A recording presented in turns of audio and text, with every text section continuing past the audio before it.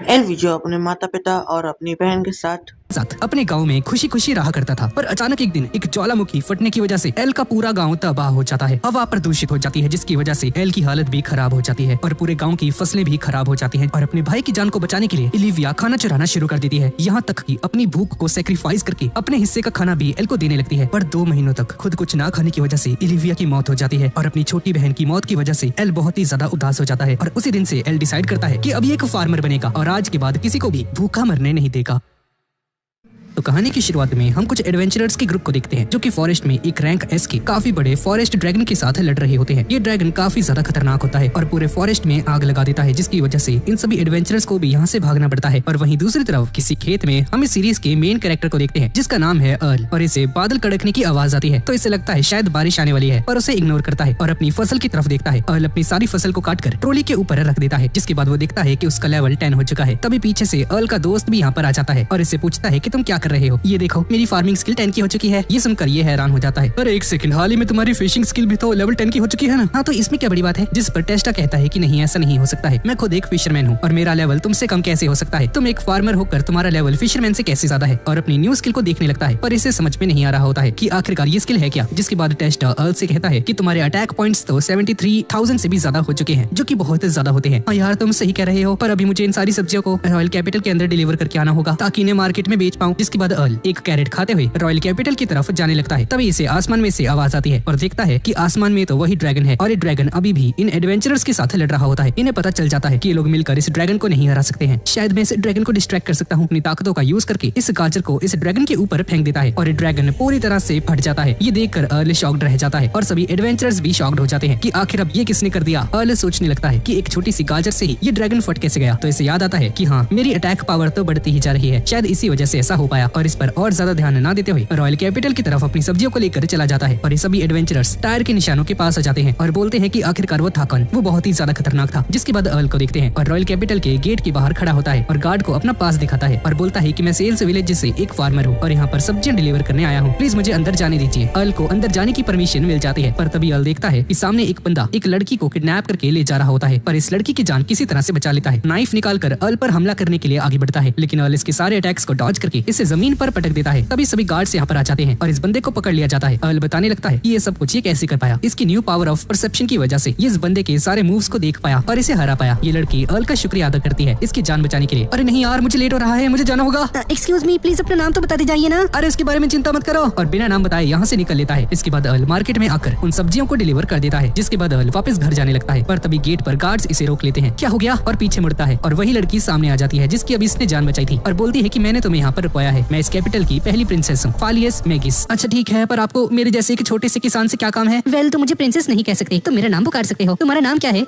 जी मेरा नाम अर्ल है। क्या तुम रॉयल कैपिटल को सर्व करना चाहोगे। ये सुनकर अर्ल अपने मन में कहता है अगर मैंने मना कर दिया तो मेरा सर कलम कर दिया जाएगा। अर्ल काफी ज्यादा सोच में पड़ जाता है और बोलता है कि मैं तो एक छोटा सा फार्मर हूँ, इतनी ज्यादा रिस्पॉन्सिबिलिटी मैं नहीं ले सकता हूँ, मुझे माफ कर देना, मैं यहाँ से जा रहा हूँ। और अर्ल यहाँ से जाने लगता है, लेकिन ये प्रिंसेस इसे पकड़ लेती है। तुमने मुझे मना कैसे किया, रॉयल पैलेस पर काम करने के तुम्हें अच्छे खासे पैसे मिल जाएंगे। अरे यार मुझे घंटा फर्क नहीं पड़ता, मैं तो सिर्फ खेती बाड़ी करना चाहता हूँ, मुझे अपनी पूरी जिंदगी बस यही काम करना है। ये सुनकर प्रिंसेस कहती है कि अगर तुम रॉयल पैलेस पर काम करोगे और मेरे इस ऑफर को एक्सेप्ट कर लोगे तो मैं तुम्हें 33 स्क्वायर मीटर्स का फील्ड गिफ्ट कर सकती हूँ, जो कि रॉयल कैपिटल के काफी ज्यादा पास भी पड़ता है। अर्ल मना कर देता है फिर भी और बोलता है कि तुम जबरदस्ती क्यों कर रही हो, क्या तुम्हें मुझसे प्यार व्यार तो नहीं हो गया। नहीं ऐसा नहीं है, जिस आदमी को अभी तुमने थोड़ी देर पहले मारा था उस बंदे का स्टेटस 500 पॉइंट्स है। तो क्या हो गया भाई, 500 ही तो है। और प्रिंसेस बताती है कि एक नॉर्मल पर्सन का एवरेज स्टेटस 50 पॉइंट्स होता है, एक एडवेंचरर का 130 पॉइंट्स और एक नाइट और एक कैप्टन का 600 पॉइंट्स पर जा सकता है। और जो लेजेंडरी हीरोज होते हैं उनके पॉइंट 1000 तक जा सकते हैं, और जिसे अभी तुमने हराया वो कैपिटल लेवल का बंदा था। तो क्या तुम मुझे अपना स्टेटस दिखा सकते हो अलकुन। और अर्ल अपने पॉइंट्स को याद करता है जो कि 65,000 होते हैं भाई साहब। ये सुनकर ये घबरा जाता है और सोचता है कि मैं इसे स्टैट्स नहीं दिखा सकता वरना मेरा भांडा फूट जाएगा। और तभी हम उन सभी एडवेंचरर्स को भी देखते हैं जो कि उस ड्रैगन के साथ लड़ रहे थे, और ये सभी लोग ड्रैगन के क्रिस्टल्स को यहाँ पर लेकर आ गए थे और इन्फॉर्म करते हैं कि वो ड्रैगन हार चुका है, लेकिन उसे हराने वाले हम लोग नहीं है बल्कि कोई और है जिसके पास काफी ज्यादा पावरफुल वेपन भी था। उसने तो ड्रैगन को ब्लास्ट ही कर दिया। हमने उसकी गाड़ी का पीछा करने की कोशिश की लेकिन इतने में वो वहाँ से गायब हो गया। ये सुनकर प्रिंसेस समझ जाती है कि ये अर्ल की बात कर रहे हैं। प्रिंसेस अर्ल की तरफ देखती है पर अर्ल यहाँ से भाग जाता है और प्रिंसेस अपने मन में ठान लेती है कि मैं तुम्हें ढूंढ कर ही रहूंगी। जिसके बाद एक गार्ड यहाँ पर आकर प्रिंसेस को इमीडिएटली रॉयल पैलेस के अंदर बुलाता है और प्रिंसेस किंग के पास पहुंच जाती है। जिसके बाद इन्हें रिपोर्ट दी जाती है कि काफी एक बड़ा मॉन्स्टर का ग्रुप वो इसी कैपिटल के ऊपर हमला करने के लिए आ रहे हैं और देख कर ऐसा लगता है कि हेल जोन दोबारा से आने वाला है। ये सुनकर किंग हैरान हो जाता है और बोलता है कि ये कैसे हो सकता है, क्योंकि हेल जोन का लीडर मैकबेथ जो कि डीमन किंग था उसे तो हीरोज ने बैटल में मार दिया था और फ्यूचर में वॉर से लड़ने के लिए हमने बचे हुए डीमंस के साथ एक शांति भरा पैक्ट बना लिया था। तो अब वो लोग हम पर हमला क्यों कर रहे हैं। जिसके बाद ऑफिसर सेसिल यहाँ पर आ जाता है और किंग से कहता है कि लगता है कुछ डीमंस को ये पैक्ट पसंद नहीं आया और डीमन किंग का बदला लेने के लिए हम पर हमला कर रहे हैं और लगता है कि इस बार हेल जोन का लीडर रोमियो वेंडेड है जो कि पिछले डीमन किंग का फर्स्ट डिवीजन का कमांडर हुआ करता था। ये तो वही पर्सन है ना जो कि हमारे साथ शांति का नेगोशिएशन करने आया था। ये सुनकर सेसिल कहता है कि ऐसा लग रहा है कि वो शांति कभी चाहता ही नहीं था, वो बस मौके का यूज कर रहा था ताकि हम पर हमला कर सके। और पिछली बार जिस हीरो ने डीमन किंग को हराया था वो हीरो भी पहले ही मर चुका है और हम लोग और ज्यादा लोगों को नहीं खो सकते हैं। इसलिए मैं आपको एडवाइस देना चाहता हूँ कि आप और प्रिंसेस इस रॉयल कैपिटल से भाग जाइए क्योंकि यहाँ पर काफी ज्यादा खतरा है। आखिर मैं अपने ही लोगों को अबेंडन कैसे कर सकता हूँ, और वैसे भी मैं ही वो पर्सन था जिसने डीमंस के साथ पीसफुल पैक्ट किया था, इसलिए सारी रिस्पॉन्सिबिलिटी मुझ पर ही आ जाती है। मुझे इसकी रिस्पॉन्सिबिलिटी लेनी होगी। और सेसिल कहता है कि इसलिए हम आपको ट्रस्ट करते हैं। डीमन किंग के मरने के बाद आपने बाकी डीमंस को मारा नहीं था बल्कि उनके साथ पीसफुल पैक्ट बना लिया था और हमें आपके जैसे एक लीडर की सख्त जरूरत है जो कि लड़ाइयाँ ना होने दे। इसलिए मैं चाहता हूँ कि कैसे ना कैसे करके आप इस बैटल में जिंदा रहें। और बाकी सभी गार्ड स्पीकिंग से कहने लगते हैं कि आप यहाँ से चले जाइए प्लीज और सेफ रहिए। और किंग भी इनकी बात मान जाता है। रात के टाइम में अर्ल घर पहुँचता है और जैसे ही गेट को खोलने की कोशिश करता है इसका हैंडल ही टूट जाता है। लगता है मैंने कुछ ज्यादा ही ताकत लगा दी, लगता है मैं मैशले से भी ज्यादा स्ट्रांग हूँ। और अंदर बैठ जाता है और तभी टेस्टा इसके पास आता है और बताता है कि काफी सारे मॉन्स्टर्स विलेज के पास दिखाई दिए हैं, हम लोगों को यहाँ से निकलना होगा, जल्दी मेरे साथ चलो। पहले तो अर्ल इस बात को इग्नोर करता है कि ये मजाक कर रहा है, पर अर्ल को याद आता है कि इसकी फसल खराब ना हो जाए, इसलिए अपनी फसल के पास जाने लगता है। और टेस्टा बोलता है कि विलेज के पास एक गुफा है, मैं और बाकी सभी विलेजर्स भी वहाँ पर रहेंगे, तुम जल्दी वहाँ पर आ जाना। जिसके बाद अर्ल फील्ड पर पहुंच जाता है और यहाँ पर सब कुछ सही सलामत होता है और इसे शांति मिलती है। तब इसकी नजर कुछ मॉन्स्टर्स पर पड़ती है जो कि कहीं पर जा रहे होते हैं। अर्ल समझ जाता है कि ये सभी लोग रॉयल कैपिटल की तरफ जा रहे हैं, क्या मुझे इन्हें रोकना चाहिए? पर मैं तो बस एक फार्मर हूँ ना, ये काम तो किसी नाइट का है। और अर्ल अपने मन में सोचता है कि अगर ये मॉन्स्टर्स रॉयल कैपिटल को डिस्ट्रॉय कर देते हैं और इसे मिट्टी में मिला देते हैं तो अर्ल के पास कोई भी जगह नहीं रहेगी अपनी वेजिटेबल्स को बेचने के लिए और इसकी सारी सब्जियां खराब हो जाएंगी। यार मुझे क्या करना चाहिए? और सेसिल बाकी सभी को लेकर एक डेड एंड पर आ जाता है। ये हम कहाँ आ गए? तुम हमें यहाँ पर क्यों लेकर आए हो सेसिल? जिस पर सेसिल एक इविल सी स्माइल देकर कहता है कि ये सही जगह है और सेसिल किंग पर हमला कर देता है। ये देखकर सभी लोग समझ जाते हैं कि सेसिल एक धोखेबाज और गद्दारी करबे इंसान है। सेसिल बाकी के गार्ड्स को भी मार देता है। या तुम्हें अभी तक पता नहीं चला मैं आखिरकार कौन हूँ? और सेसिल ट्रांसफॉर्म करने लगता है और बोलता है कि मैं शुरुआत से ही सेसिल नहीं था बल्कि मैं तो एक ये हूँ। तुम तो एक दानव हो और कोई ऐसा वैसा डीमन नहीं, यही है रोमियो वेंटेड। जिसके बाद रोमियो बाकी की डीमन आर्मी को भी यहाँ पर लेकर आ जाता है और अपना प्लान बताता है और बताता है कि ये पिछले डीमन किंग की तरह कंट्री को डिस्ट्रॉय नहीं करना चाहता है क्योंकि एक कंट्री काफी ज्यादा ताकतवर और कमाल की चीज होती है। ये बिना लोगों को पता लगे सभी डीमंस को इस कंट्री में लेकर आ जाएगा जिससे कि कोई भी डिस्ट्रक्शन वगैरह नहीं होगी और इस कंट्री पर कब्जा कर पाए। और रोमियो इनको मारने के लिए इन पर हमला करता है लेकिन किंग अपनी गार्डियन शील्ड का यूज करके इसके हमले को रोक देता है और तभी किंग की हालत खराब होने लगती है और प्रिंसेस भी किंग की हेल्प करती है और हमें पता चलता है कि रोमियो ने ही उस ड्रैगन को भेजा था और उस लड़की को भी भेजा था प्रिंसेस को किडनैप करने के लिए। मेरा प्लान खराब किसने किया? मैं तुम्हें कुछ नहीं बताने वाली। और रोमियो अपनी ताकत को बढ़ा लेता है और गुस्से में आकर इनकी गार्डियन शील्ड को तोड़ देता है। Game over. और इनके ऊपर डार्क मैजिक यूज करता है। तभी अर्ल यहाँ पर आ जाता है और फार्मिंग टूल का यूज करके जमीन को ब्लॉक कर देता है जिसकी वजह से जमीन फटने लगती है और सभी मॉन्स्टर्स जमीन के अंदर गिर जाते हैं। रोमियो अर्ल से पूछता है कि तुम हो कौन? मैं एक फार्मर हूँ। तुमने आखिर अभी क्या गया? मैंने तो बस प्लोइंग की थी। ये कैसी टेक्निक होती है जिससे कि मैं सॉइल को रिप्लेस कर सकता हूँ, जिससे कि सॉइल में न्यूट्रिशंस आ जाते हैं। ये सुनकर रोमियो गुस्सा हो जाता है और अर्ल पर हमला करते हुए आगे बढ़ता है। मैंने तुमसे ये नहीं पूछा था। तभी अर्ल रोमियो की तलवार को हाथों से ही पकड़ लेता है और इसे पकड़कर माउंटेन की दीवार पर पटक देता है। ये देखकर रोमियो समझ जाता है कि अर्ल वही पर्सन है जिसकी वजह से इसके सुबह के सारे प्लान्स फेल हो गए थे और अर्ल से लड़ने के लिए रोमियो अपनी असली फॉर्म में आने लगता है। ये देखकर प्रिंसेस कहने लगती है कि इसका लेवल तो 78 है और अर्ल को यहाँ से भागने के लिए कहती है। तुमने मुझे गुस्सा दिलाया, अब इसकी भरपाई लो।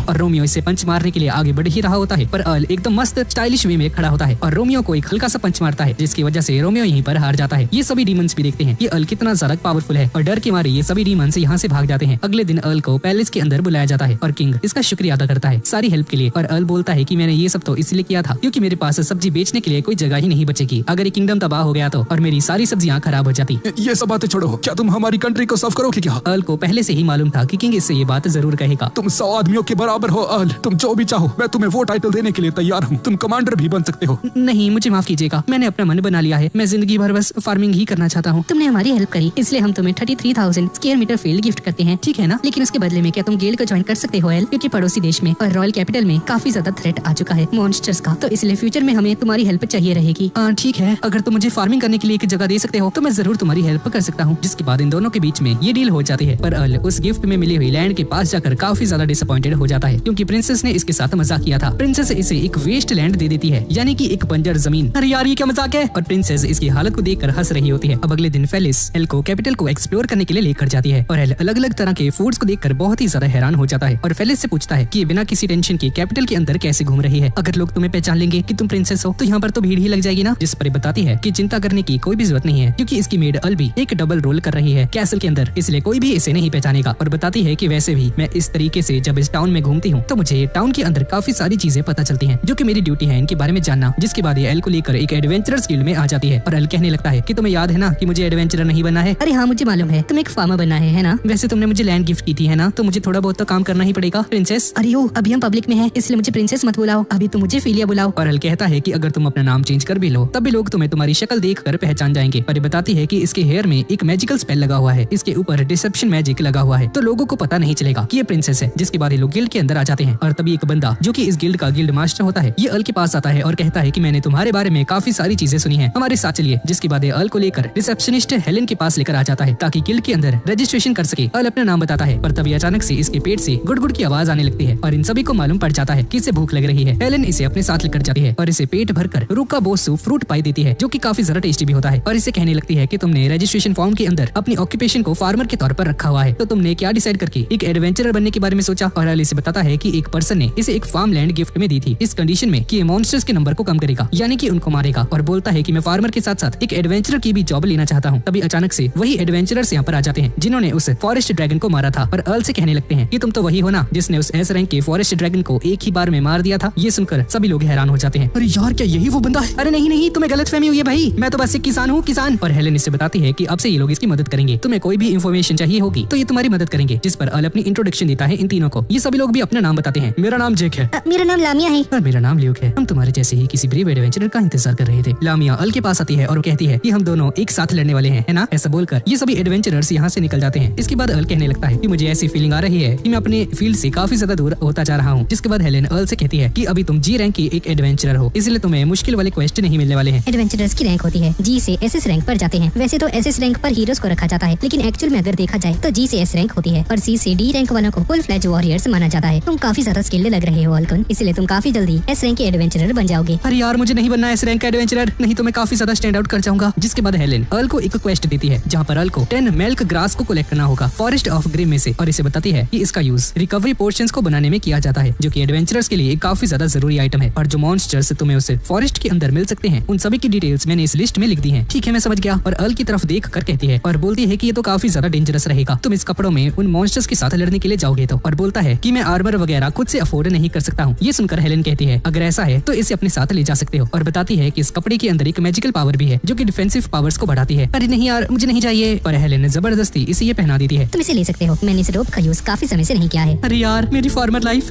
अब इसके बाद अल प्रिंसेस से जाकर मिलता है और बताता है कि ये फॉरेस्ट ऑफ ग्रिम में जा रहा है, तो अपने साथ प्रिंसेस को नहीं लेकर जा सकता है और हमें यहीं पर अलग होना होगा। ये सुनकर प्रिंसेस इसे कहती है कि ठीक है और यहाँ से जाने लगती है। ठीक है मैं कल तुमसे दोबारा मिलूंगी, ठीक है ना। अरे यार तुम कल भी आने वाली हो, कितना पकाती है ये। जिसके बाद अल फॉरेस्ट के अंदर आ जाता है और नाव को कलेक्ट कर लेता है और आखिरी ग्रास बची होती है। तभी इसकी नजर एक चीज पर जाती है जो कि जमीन पर गिरी हुई थी और इसे उठाकर देखता है क्या ये कोई स्केल है। और अल लिस्ट के अंदर चेक करने लगता है ये स्केल कौन से मॉन्स्टर का है, पर इसे कुछ भी नहीं मिलता है। और एक इन्फॉर्मेशन मिलती है कि यहाँ पर एक फीमेल ऑर्क है जो कि मेल क्रीचर्स की तरफ अट्रैक्ट होती है। अल इस इन्फॉर्मेशन को पढ़ ही रहा होता है कि तभी वही फीमेल ऑर्क इसके पीछे आ जाती है, जिसको देखकर ये घबरा जाता है और पीछे हटने लगता है, लेकिन ये ऑर्क इसे पकड़ लेती है। तभी जेक यहाँ पर आ जाता है जो कि इस ऑर्क को मार देता है और इसका शुक्रिया अदा करता है इसकी जान बचाने के लिए। जिसके बाद जेक के बाकी के टीममेट्स भी यहाँ पर आ जाते हैं और इसे कहने लगते हैं कि तुम्हारा कितना ज्यादा बैड लक है कि तुम पहले ही दिन एक फीमेल ऑर्क के द्वारा पकड़े गए। मैं जानता था यार इतना इजी नहीं होने वाला। बाय द वे क्या तुम इसके बारे में मालूम है ये किस मॉन्स्टर का है? अरे यार इसकी जानकारी तो अभी तक किसी को भी नहीं है। कहा जाता है कि ये स्केल काफी ज्यादा रेयर है, ये एक ब्लैक ड्रैगन का स्केल है। ब्लैक ड्रैगन्स हाई एल्टीट्यूड के वाटर होल्स के अंदर रहते हैं, तो आज तक किसी ने भी उन्हें नहीं देखा है। लेकिन एक सेकंड, ये तो उसका स्केल है, तो आखिर ये यहाँ पर क्या कर रहा है? और लामिया अल से कहती है कि प्लस पॉइंट तो ये है कि ये काफी ज्यादा रेयर आइटम है, अगर तुम इसे बेचना चाहोगे तो तुम्हें इसके काफी अच्छे पैसे मिल सकते हैं। जिसके बाद सभी लोग डिसाइड करते हैं ये सभी लोग गिल्ड में वापस जाएंगे। वैसे एल क्या तुम्हारा क्वेस्ट पूरा हो गया? अरे नहीं यार मुझे अभी भी एक और मिल्क ग्रास को कलेक्ट करना होगा। ये सभी लोग आपस में बात कर ही रहे होते हैं कि तभी अचानक से